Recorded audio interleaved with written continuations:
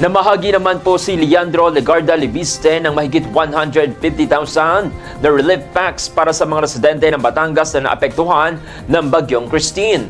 Tinamaan ng husto ang mga bayan ng Balayan, Calatagan, Lemery, Lian, Nasugbu, Taal, Tuwi at lungsod ng Calaca na nagdulot ng matinding pagbaha at nagpilit sa libu-libong residente na lumikas. Sinimulan po ni Libiste ang pamamahagi ng relief packs noong Oktubre 23 bago pa man tuluyang manalasa ang bagyo.